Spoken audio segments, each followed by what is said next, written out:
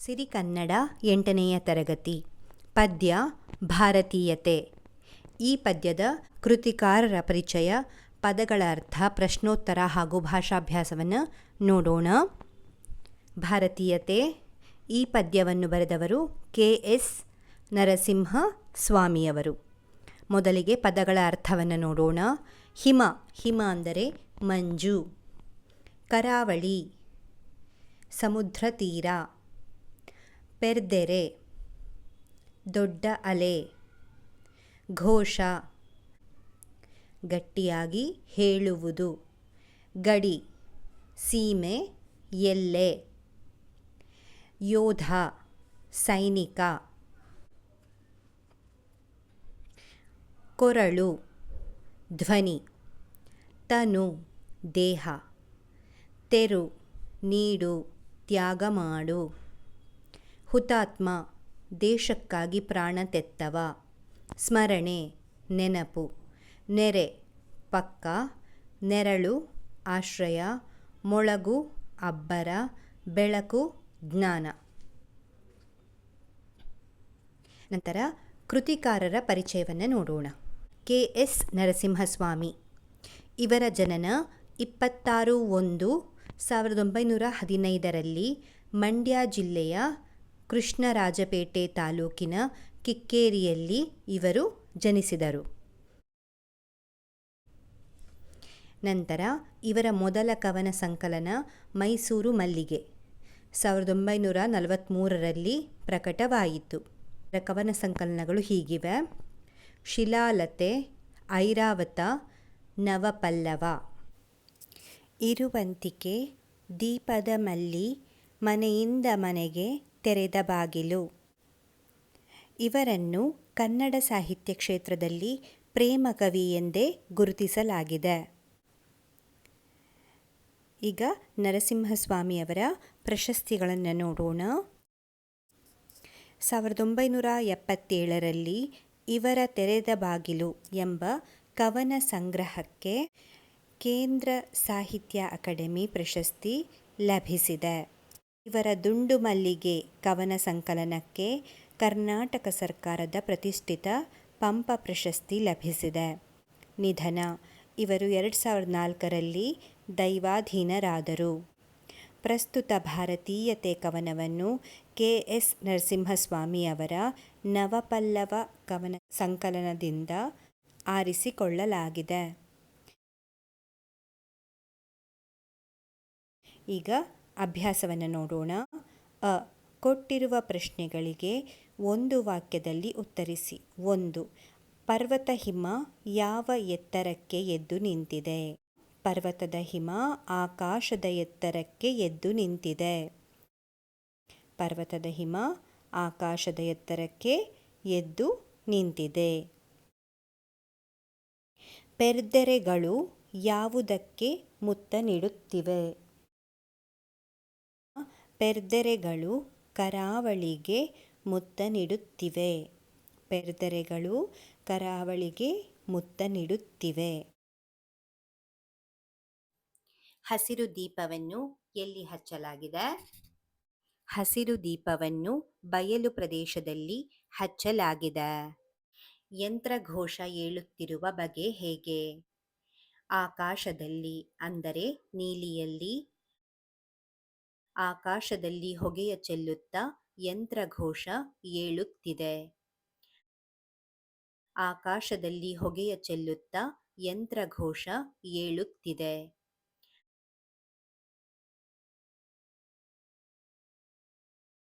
5.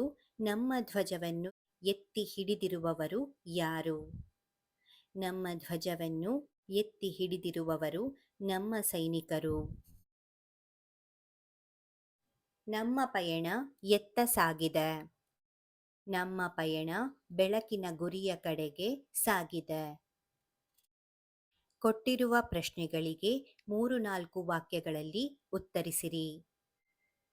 ಕಣ್ಣು ಬೇರೆಯಾದರೂ ನೋಟ ಒಂದಾಗುವ ಸಂದರ್ಭಗಳನ್ನು ತಿಳಿಸಿ.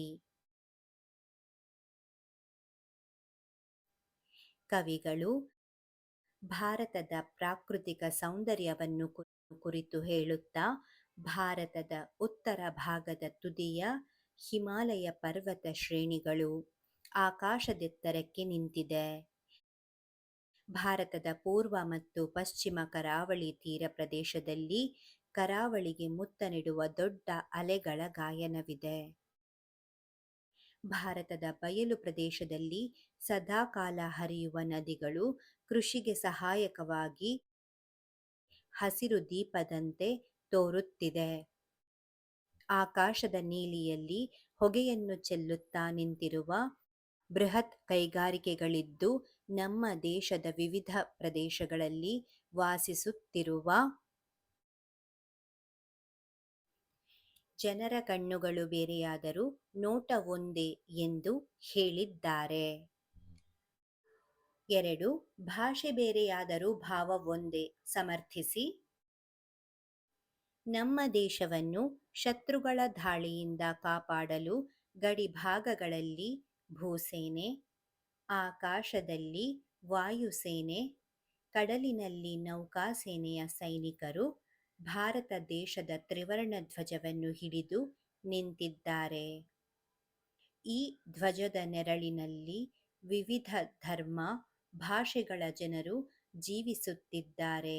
ನಮ್ಮೆಲ್ಲರ ಭಾಷೆಗಳು ಬೇರೆಯಾದರೂ ನಾವೆಲ್ಲರೂ ಭಾರತೀಯರು ಎಂಬ ಭಾವನೆ ನಮ್ಮಲ್ಲಿದೆ ಎಂದು ಕವಿ ಹೇಳಿದ್ದಾರೆ.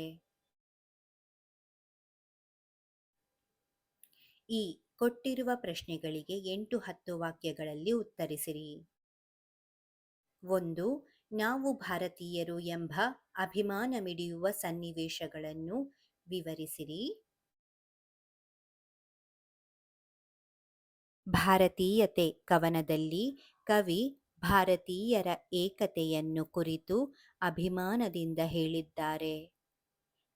ಭಾರತ ದೇಶದ ಆಕಾಶದೆತ್ತರದ ಪರ್ವತ ಪ್ರದೇಶಗಳಲ್ಲಿ, ಕರಾವಳಿಯ ತೀರಗಳಲ್ಲಿ, ಬಯಲ ಪ್ರದೇಶಗಳಲ್ಲಿ ಕೋಟ್ಯಂತರ ಭಾರತೀಯರು ವಾಸಿಸುತ್ತಿದ್ದು, ಅವರೆಲ್ಲರ ಕಣ್ಣುಗಳು ಬೇರೆಯಾದರೂ ನೋಟವು ಒಂದೇ ಆಗಿರುತ್ತದೆ. ನಮ್ಮ ನಾಡಿನಲ್ಲಿ ಹಲವಾರು ಗಡಿ ಪ್ರದೇಶಗಳು, ಎತ್ತರವಾದ ಬಾನು, ಕಡಲುಗಳಿವೆ. ಯೋಧರು ನಮ್ಮ ಧ್ವಜವನ್ನು ಅಲ್ಲಿ ಹಾರಿಸುತ್ತಿದ್ದಾರೆ. ನಮ್ಮ ತಾಯಿ ಭಾರತಾಂಬೆಯು ನಮ್ಮೆಲ್ಲರನ್ನು ಒಂದೇ ತೊಟ್ಟಿಲಿನಲ್ಲಿ ಪೊರೆಯುತ್ತಿದ್ದಾಳೆ. ಭಾರತೀಯರ ಭಾಷೆಗಳು ಬೇರೆ ಬೇರೆಯಾದರೂ ಭಾವನೆಗಳು ಒಂದೇ ಆಗಿದೆ ಹಾಗೂ ತಾಯ್ನಾಡಿಗಾಗಿ ಪ್ರಾಣ ತ್ಯಾಗ ಮಾಡಿರುವ ಅನೇಕ ಹುತಾತ್ಮರು ನಮ್ಮ ದೇಶದಲ್ಲಿ ಇದ್ದಾರೆ. ನಾವು ಕಷ್ಟದಲ್ಲಿದ್ದರೂ ಪರರ ಕಷ್ಟಗಳಿಗೆ ಮಿಡಿಯುವ ಸಂಸ್ಕೃತಿ ನಮ್ಮದಾಗಿದೆ. ಬಿರುಗಾಳಿ ಎಂಬ ಕಷ್ಟದಲ್ಲಿಯೂ ನಾವು ನಮ್ಮ ಗುರಿಯ ಬೆಳಕಿನೆಡೆಗೆ ಸಾಗುತ್ತಿದ್ದೇವೆ. ನಾವು ಯಾವುದೇ ರಾಜ್ಯದಲ್ಲಿದ್ದರೂ ನಾವು ಒಂದೇ, ನಾವೆಲ್ಲರೂ ಭಾರತೀಯರು ಎಂದು ಕವಿ ಅಭಿಮಾನದಿಂದ ಹೇಳಿದ್ದಾರೆ. ಈ ಸಂದರ್ಭಾನುಸಾರ ವಿವರಿಸಿ. 1. ಕಣ್ಣು ಬೇರೆ, ನೋಟ ಒಂದೇ. ಈ ವಾಕ್ಯವನ್ನು ಕೆ.ಎಸ್. ನರಸಿಂಹಸ್ವಾಮಿಯವರ ನವಪಲ್ಲವ ಕವನ ಸಂಕಲನದ ಭಾರತೀಯತೆ ಪದ್ಯದಿಂದ ಆರಿಸಲಾಗಿದೆ. ಸಂದರ್ಭ: ಭಾರತೀಯರಾದ ನಮ್ಮ ರೂಪ ಮತ್ತು ನೋಟಗಳು ಬೇರೆಯಾಗಿದ್ದರೂ ದೇಶದ ಬಗೆಗಿನ ನಮ್ಮ ಆಲೋಚನೆ ಮತ್ತು ದೃಷ್ಟಿಕೋನ ಒಂದೇ ಆಗಿದೆ ಎಂದು ಕವಿ ಹೇಳುವ ಸಂದರ್ಭ ಇದಾಗಿದೆ. ಸ್ವಾರಸ್ಯ: ಭಾರತೀಯರಲ್ಲಿರುವ ಒಗ್ಗಟ್ಟು ಮತ್ತು ಏಕತೆಯ ಭಾವವೇ ಇಲ್ಲಿನ ಸ್ವಾರಸ್ಯ. 2. ಭಾಷೆ ಬೇರೆ, ಭಾವ ಒಂದು. ಈ ವಾಕ್ಯವನ್ನು ಕೆ.ಎಸ್. ನರಸಿಂಹಸ್ವಾಮಿಯವರ ನವಪಲ್ಲವ ಕವನ ಸಂಕಲನದ ಭಾರತೀಯತೆ ಎಂಬ ಪದ್ಯದಿಂದ ಆರಿಸಲಾಗಿದೆ. ಸಂದರ್ಭ: ಭಾರತದಲ್ಲಿ ನೂರಾರು ಭಾಷೆಗಳನ್ನು ಮಾತನಾಡುವ ಜನರಿದ್ದರೂ ದೇಶಪ್ರೇಮ ಮತ್ತು ಸೋದರತೆಯ ವಿಷಯದಲ್ಲಿ ಎಲ್ಲರ ಮನದ ಭಾವನೆ ಒಂದೇ ಆಗಿದೆ ಎಂದು ಕವಿ ವಿವರಿಸುವ ಸಂದರ್ಭ ಇದಾಗಿದೆ. ಸ್ವಾರಸ್ಯ: ಭಾಷೆಗಳು ಬೇರೆಯಾದರೂ ನಾವೆಲ್ಲರೂ ಒಂದೇ ಎಂಬ ವಿವಿಧತೆಯಲ್ಲಿ ಏಕತೆಯ ಸಂದೇಶವೇ ಇಲ್ಲಿನ ಸ್ವಾರಸ್ಯ. 3. ಎಲ್ಲೇ ಇರಲಿ ನಾವು ಒಂದು. ಈ ವಾಕ್ಯವನ್ನು ಕೆ.ಎಸ್. ನರಸಿಂಹಸ್ವಾಮಿಯವರ ನವಪಲ್ಲವ ಕವನ ಸಂಕಲನದ ಭಾರತೀಯತೆ ಪದ್ಯದಿಂದ ಆರಿಸಲಾಗಿದೆ. ಸಂದರ್ಭ: ನಾವು ದೇಶದ ಯಾವುದೇ ರಾಜ್ಯ ಅಥವಾ ಪ್ರಾಂತ್ಯದಲ್ಲಿದ್ದರೂ ನಾವೆಲ್ಲರೂ ಒಂದೇ ತಾಯಿಯ ಮಕ್ಕಳಂತೆ ಬದುಕುತ್ತಿದ್ದೇವೆ ಎಂದು ಕವಿ ಹೇಳುವ ಸಂದರ್ಭ ಇದಾಗಿದೆ. ಸ್ವಾರಸ್ಯ: ಭೌಗೋಳಿಕ ಗಡಿಗಳನ್ನು ಮೀರಿ ನಾವೆಲ್ಲರೂ ಭಾರತೀಯರು ಎಂಬ ಹೆಮ್ಮೆಯ ಅರಿವೇ ಇಲ್ಲಿನ ಸ್ವಾರಸ್ಯ. ಉ ಬಿಟ್ಟ ಸ್ಥಳ ತುಂಬಿರಿ. 1. ಯಂತ್ರ ವೇಳುವಲ್ಲಿ. ಘೋಷ: ಯಂತ್ರಘೋಷ ವೇಳುವಲ್ಲಿ. 2. ಒಂದೇ ನೆಲದ ತೊಟ್ಟಿಲಲ್ಲಿ. 3. ನಮ್ಮ ಯುಗದ ಧನಿಗಳಾಗಿ ಮೂಡಿದೆಲ್ಲ ಹಾಡಿನಲ್ಲಿ. 4. ಎಲ್ಲೇ ಇರಲಿ ನಾವು ಒಂದು. 5. ನಡೆವ ಪಯಣದಲ್ಲಿ. ಧೀರ: ನಡೆವ ಧೀರ ಪಯಣದಲ್ಲಿ. ಈಗ ಪ್ರಾಯೋಗಿಕ ಭಾಷಾಭ್ಯಾಸ. ಅ ಕೊಟ್ಟಿರುವ ಪ್ರಶ್ನೆಗಳಿಗೆ ಉತ್ತರಿಸಿರಿ. 1. ಛಂದಸ್ಸು ಎಂದರೇನು? ಪದ್ಯ ರಚನಾ ನಿಯಮಗಳನ್ನು ತಿಳಿಸುವ ಶಾಸ್ತ್ರವೇ ಛಂದಸ್ಸು. ಪದ್ಯ ರಚನಾ ನಿಯಮಗಳನ್ನು ತಿಳಿಸುವ ಶಾಸ್ತ್ರವೇ ಛಂದಸ್ಸು. 2. ಪ್ರಾಸ ಎಂದರೇನು? ಅದರ ವಿಧಗಳಾವುವು? ಪದ್ಯದ ಪ್ರತಿಯೊಂದು ಪಾದದ ಎರಡನೇ ಅಕ್ಷರದಲ್ಲಿ ಅಥವಾ ಪ್ರತಿ ಸಾಲಿನ ಕೊನೆಯ ಅಕ್ಷರದಲ್ಲಿ ಒಂದೇ ಜಾತಿಯ ವ್ಯಂಜನವಿದ್ದರೆ ಅದೇ ಪ್ರಾಸ. ವಿಧಗಳು: ಆದಿಪ್ರಾಸ, ಮಧ್ಯಪ್ರಾಸ ಮತ್ತು ಅಂತ್ಯಪ್ರಾಸ.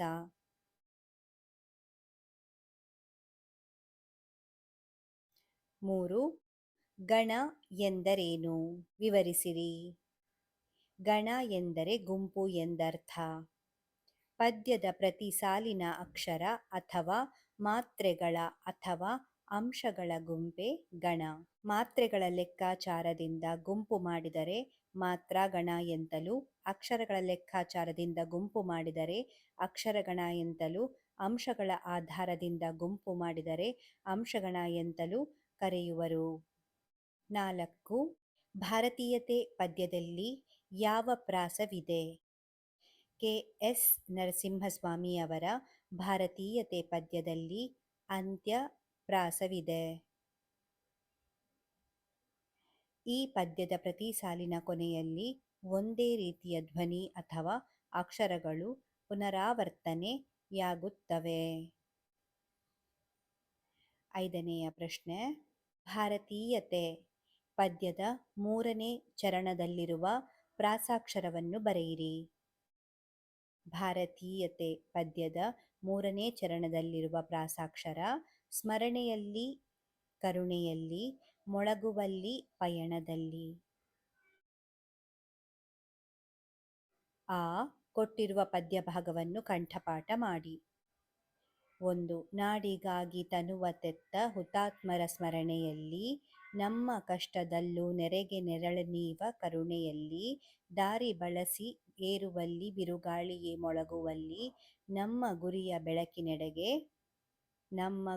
ಬೆಳಕಿನೆಡೆಗೆ ನಡೆದ ಧೀರ ಪಯಣದಲ್ಲಿ. ನಮ್ಮ ಗುರಿಯ ಬೆಳಕಿನೆಡೆಗೆ ನಡೆವ ಧೀರ ಪಯಣದಲ್ಲಿ. ಇದಿಷ್ಟು ಭಾರತೀಯತೆ ಪದ್ಯದ ಪ್ರಶ್ನೋತ್ತರಗಳು ಹಾಗೂ ಭಾಷಾಭ್ಯಾಸ. ಧನ್ಯವಾದಗಳು.